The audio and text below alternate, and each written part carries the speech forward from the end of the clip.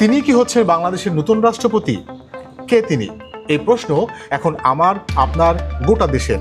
2024 সালে সরকার পতনের পরও শপথে বহাল ছিলেন রাষ্ট্রপতি মোহাম্মদ শাহাবুদ্দিন। অন্তর্বর্তী সরকারের সময় তার পদত্যাগের দাবিতে বিভিন্ন রাজনৈতিক দল সরব হলেও বিএনপি তাতে সায় দেয়নি। অবশেষে নানা গুঞ্জনের পর বিএনপি সরকারের 5 মাসের মাথায় গত 24 জুলাই স্বাস্থ্যগত কারণ দেখিয়ে পদত্যাগ করেন মোহাম্মদ শাহাবুদ্দিন। সংবিধান অনুযায়ী রাষ্ট্রপতি পদত্যাগের 90 দিনের মধ্যে রাষ্ট্রপতি নির্বাচন হতে হয়। আর সে কারণেই এখন সর্বোচ্চ আলোচনার বিষয় কে হচ্ছেন বাংলাদেশের পরবর্তী 23তম রাষ্ট্রপতি। নির্বাচন কমিশন সূত্র বলছে 9 অগস্ট জাতীয় সংসদের চিফ হুইপ নুরুল ইসলাম মনি এবং প্রধানমন্ত্রীর উপদেষ্টা ও বিএনপির সিনিয়র যুগ্ম মহাসচিব রুহুল কবির রিজভী রাষ্ট্রপতি নির্বাচনের জন্য 2টি মনোনয়নপত্র সংগ্রহ করেছেন। সংসদে সংখ্যাগরিষ্ঠ দল হিসেবে বিএনপি মনোনীত প্রার্থী যে রাষ্ট্রপতি নির্বাচিত হচ্ছেন তা একরকম চোখ বন্ধ করেই বলে দেওয়া যায়। যদিও বিগত সময়ে বিএনপির মনোনীত 3 জন রাষ্ট্রপতির বিষয়ে ইতিবাচক ও নেতিবাচক 2 ধরনের অভিজ্ঞতা আছে দলটির। বিএনপির নীতি নির্ধারণী পর্যায়ের একাধিক সূত্র বলছে ভবিষ্যতের সম্ভাব্য কঠিন পরিস্থিতি বিবেচনায় রেখে রাষ্ট্রপতি পদে দলের ক্লিন ইমেজধারী সিনিয়র নেতাদের প্রাধান্য দিতে চায় দলটি। বিএনপির হাইকমান্ড, প্রশাসনিক সূত্র এবং বাংলাদেশের গণমাধ্যমের সংবাদ বিশ্লেষণ করে মোটা দাগে 2 জনের নাম সবথেকে বেশি উচ্চারিত হচ্ছে। যোগ্যতা এবং ব্যক্তিত্ব সম্পন্ন হিসেবে তাদের দলে রয়েছে আলাদা গুরুত্ব।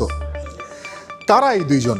প্রথমে যার নাম এসেছে তিনি স্বৈরাচারের দমন, পীড়ন এবং নির্যাতনে বারবার দলের বিপর্যয়ের মুখে রাজনীতির মাঠ থেকে আন্দোলন সংগ্রাম সংগঠিত করা এবং বিএনপিকে ঐক্যবদ্ধ রাখার এক ঐতিহাসিক সংগ্রামে নেতৃত্ব দিয়েছেন। তিনি আর কেউ নন, তিনি বিএনপির মহাসচিব মির্জা ফখরুল ইসলাম আলমগীর। শীর্ষ 2 নেতার অনুপস্থিতিতে লম্বা সময় ধরে বিএনপির সংকটে এবং ফ্যাসিস্টের বিরুদ্ধে আন্দোলনে মির্জা ফখরুল ছিলেন দৃশ্যমান মূল নেতৃত্বে। 1960-এর দশকে ঢাকা বিশ্ববিদ্যালয়ের ছাত্র থাকা অবস্থায় রাজনীতির হাতেখড়ি। শিক্ষা ক্যাডারের চাকরি ছেড়ে 1990-এর দশকে এরশাদ বিরোধী আন্দোলনের সময় জনাব আলমগীর বাংলাদেশ জাতীয়তাবাদী দল বিএনপিতে যোগদান করেন। 2001 সালে ঠাকুরগাঁও 1 থেকে প্রথমবারের মতো নির্বাচিত হয়ে প্রথমে কৃষি মন্ত্রণালয়ের প্রতিমন্ত্রী এবং পরবর্তী সময়ে বেসামরিক বিমান পরিবহন ও পর্যটন মন্ত্রণালয়ের প্রতিমন্ত্রী হিসেবে দায়িত্ব পান। 2009 সালের ডিসেম্বরে বিএনপির 5ম জাতীয় সম্মেলনে মির্জা ফখরুল ইসলাম আলমগীর বিএনপির জ্যেষ্ঠ যুগ্ম মহাসচিব ও 2011 সালে দলটির চেয়ারপারসন বেগম খালেদা জিয়া মির্জা ফখরুল ইসলাম আলমগীরকে দলের ভারপ্রাপ্ত মহাসচিব ঘোষণা করেন। বিএনপিতে একজন পরীক্ষিত নেতা হিসেবে পরিচিতির পাশাপাশি দলটির বাইরে রাজনৈতিক অঙ্গনে এবং জনগণের কাছে মির্জা ফখরুলের ইতিবাচক ভাবমূর্তি ও গ্রহণযোগ্যতা রয়েছে বলে মনে করে দলটি। দ্বিতীয় নামটি 70 দশকের শ্রমিক আন্দোলনের অন্যতম নেতা এবং বর্তমানে বিএনপির জাতীয় স্থায়ী কমিটির সদস্য এবং প্রধানমন্ত্রীর উপদেষ্টা নজরুল ইসলাম খান। খালেদা জিয়ার জানাজায় বিপুল জমায়েতে দলের পক্ষ থেকে বক্তব্য দিয়েছেন এই প্রবীণ নেতা। নজরুল ইসলাম খান 2025 সালে নির্বাচনে প্রতিদ্বন্দ্বিতা করেননি। এছাড়া তিনি অতীতেও কোনো মন্ত্রণালয়ের দায়িত্ব পাননি।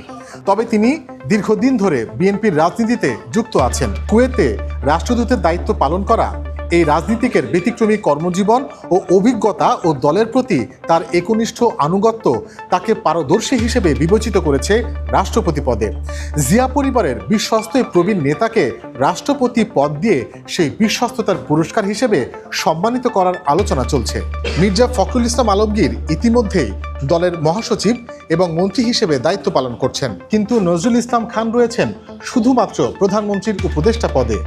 রাজনীতিবোদ্ধারা নানান সমীকরণ মিলিয়ে বলছেন 23তম রাষ্ট্রপতি হবার সবচেয়ে কাছাকাছি রয়েছেন নজরুল ইসলাম খান। তবে প্রধানমন্ত্রীর কার্যালয়ের সতর্কবার্তা এখনই কিছু ধরে নেওয়ার সময় নয়। রাজনীতির খেলায় সমীকরণ বদলায় মুহূর্তেই। আজ যারা এগিয়ে, কালই তারা ছিটকে যেতে পারেন আলোচনার কেন্দ্র থেকে।